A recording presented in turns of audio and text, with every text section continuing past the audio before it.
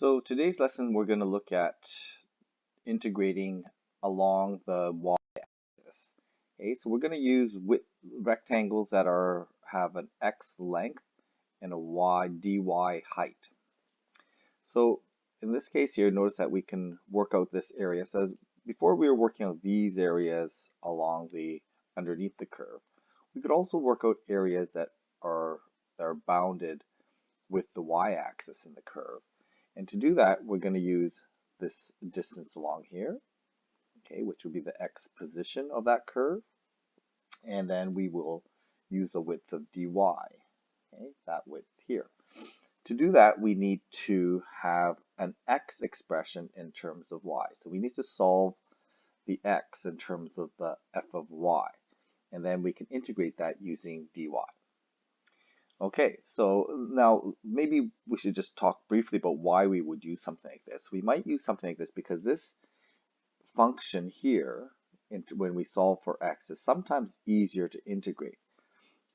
Sometimes it's to do with the orientation of the area as well.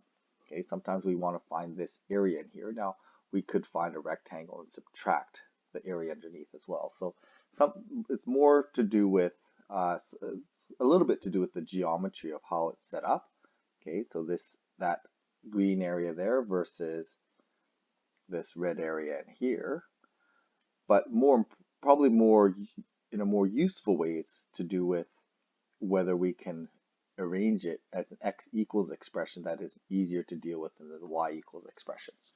Okay, so let's try some examples here. Here, this is just geometrically set up where we have the area between y and the curve. So it sets itself up a little bit easier to use a rectangle that looks like this, an x width and a dy height. Okay, so the first thing we would do is to rearrange this expression in terms of a x equals. So we would say x equals square root of y. It would be plus minus, but we're going to use the plus side because we're only going to use the positive x values here. Okay, so once I expressed it, rearranged it in its inverse in terms of x equals y, we can then find the area by integrating from y equals 0 to y equals 4 of square root y. Okay, that's going to give me the length of this line, x. Okay, that's going to be our x times dy. Okay, that's what it looks like. And again, just a reminder that this is equivalent to the x position on the graph. That gives us our width.